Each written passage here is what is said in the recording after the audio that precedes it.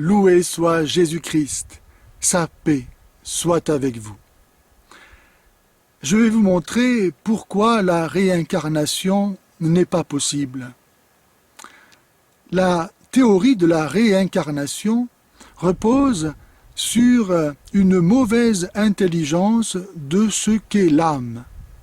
L'âme, par définition, c'est le principe organisateur et animateur de la matière. Avec la mort, nous voyons que l'être corporel vivant laisse un cadavre, c'est-à-dire un amas d'éléments matériels en décomposition qui se désorganise, qui n'est plus animé. L'âme, précisément, par la mort, ayant été séparée de la matière se désorganise et elle n'est plus animée. Elle disparaît. Elle est morte. C'est un cadavre. Donc, pour qu'il y ait un être corporel vivant, il faut qu'il y ait une âme qui anime et organise les éléments matériels constitutifs du corps.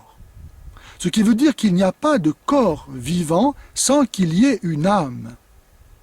Et donc, l'idée selon laquelle l'âme pourrait passer de corps en corps n'est pas possible, parce que la place est déjà prise. Une âme ne peut pas changer de corps, car s'il y a un corps vivant, il y a une âme qui anime la matière dont est fait ce corps. La deuxième raison, c'est qu'au moment de la conception, l'âme humaine est la même pour tous les hommes. Ce qui va la distinguer, c'est le fait de devenir l'âme de cette portion de matière précise, avec son héritage génétique particulier, avec son hérédité, avec sa situation historique propre, avec une histoire particulière qu'elle va assumer. Et ainsi, l'âme humaine va s'individualiser, se personnaliser, devenir unique, personnelle.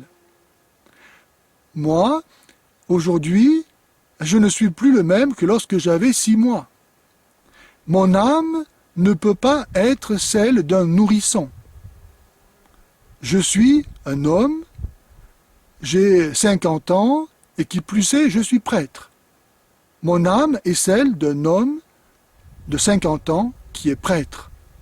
Et mon âme ne pourra donc pas être celle d'un petit enfant, ou celle d'une vieille femme, ou celle de n'importe qui d'autre. C'est mon âme à moi. C'est pourquoi la théorie de la réincarnation n'est pas possible. Car l'âme ne peut être que l'âme de ce corps-là.